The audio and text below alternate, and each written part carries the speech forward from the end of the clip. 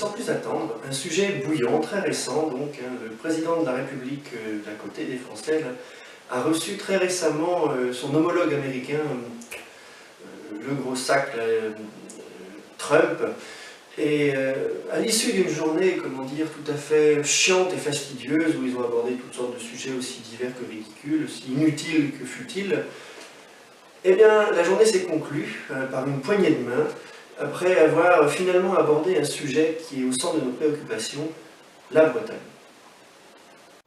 Tu sais, si tu consentais à réunifier la Bretagne, je pourrais te laisser sauter ma femme, tu sais, Mélania.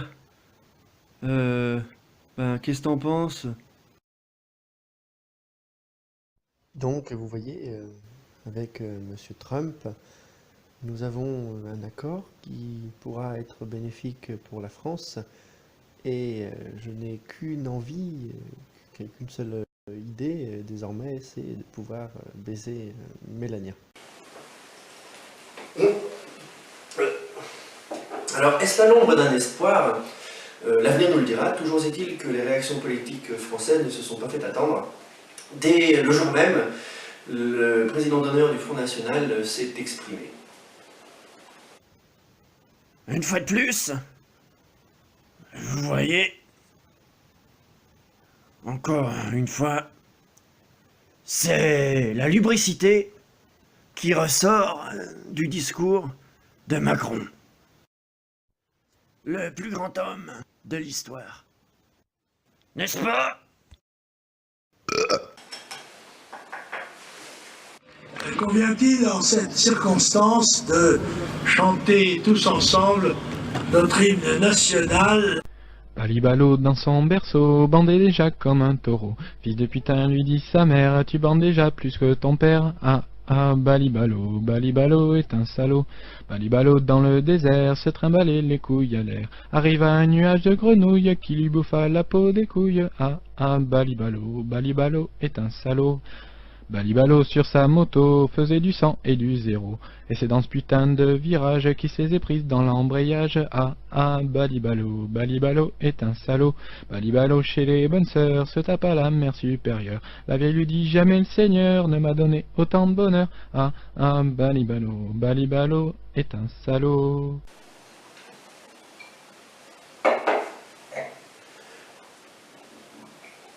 Alors, pour ne pas rester sur la touche, et surtout parce qu'il n'avait pas dit de conneries depuis plus d'une semaine, Jean-Luc Mélenchon a réagi non pas aux propos d'Emmanuel Macron et du gros sac, mais par contre s'est irrité de la réaction du vieux con. Nous vous le redisons, ce que raconte le vieux con c'est de la merde, je ne veux pas l'écouter. Bon, j'ai soif, moi je boirais bien un petit coup, bordel. Putain. Pas mauvais, ça. Bon. Sans transition, le sport à présent se tenait cette semaine à Erdeven, le championnat du monde des Régis. Et comme tous les ans, nous avons eu un florilège de conneries et de bêtises en tout genre, toutes les plus idiotes et les plus ridicules les unes que les autres. Et je vous laisse regarder, voyez par vous-même.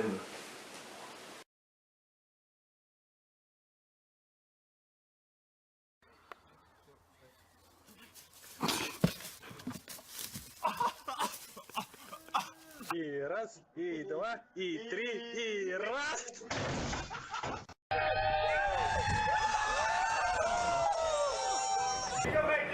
Oh, that's a bad idea. Oh, that's a very bad idea.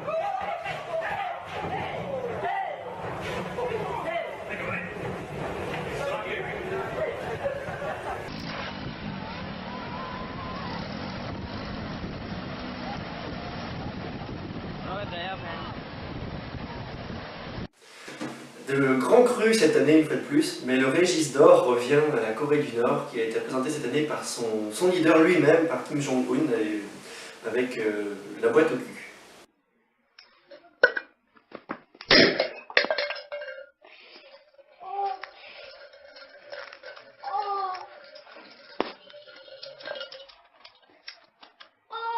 A noter cependant que la Bretagne n'a pas été classée, elle n'est jamais classée de toute façon, mais cette année elle a quand même obtenu le prix spécial du jury dans la catégorie 6 grammes et plus.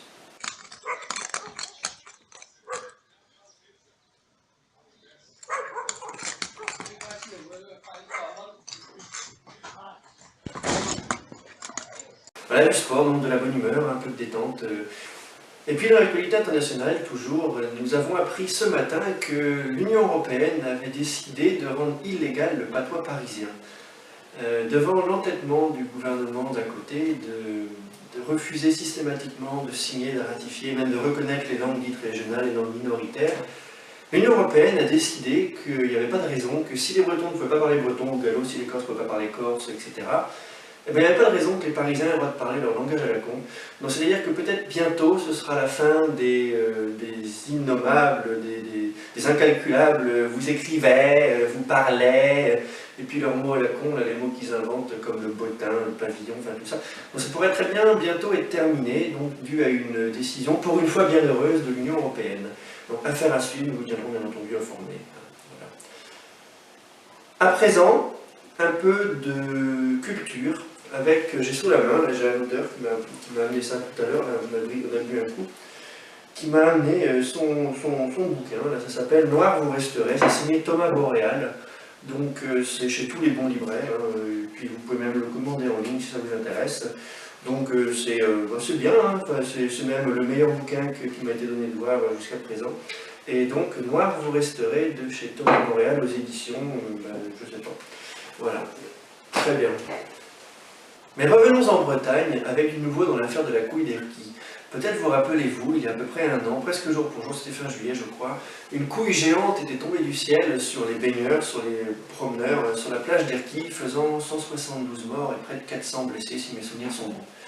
L'enquête s'était avérée très longue, elle a presque failli être classée d'ailleurs, vu qu'il n'y avait pas de preuves, pas d'origine, pas de piste.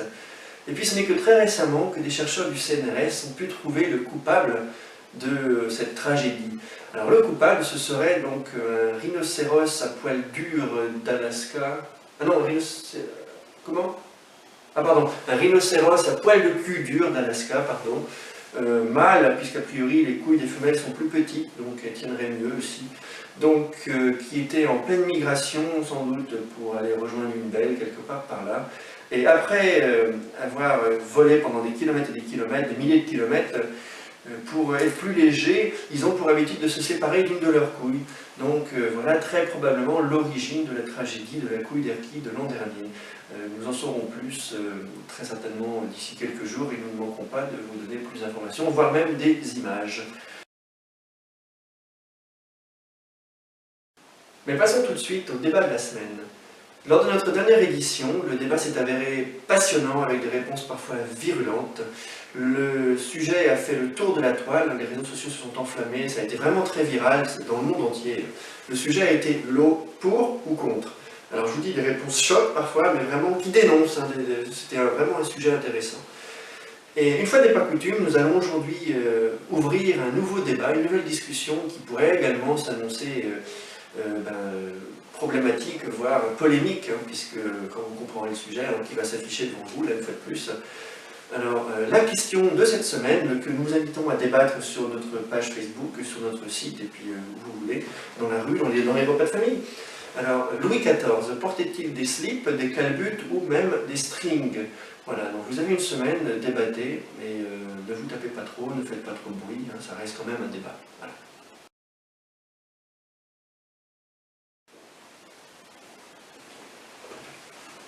Ouais, pas mauvais. Cette édition touche à sa fin, mais je vous propose de nous quitter en musique, sur une petite note de légèreté, avec cette magnifique reprise de Ouyouyouy par Clarisse Labanon et Nana Arbraz. Merci de nous avoir suivis, donc prochaine édition, quand on pourra. Bonne fin de journée. On va baiser les volets. Ouais, voilà.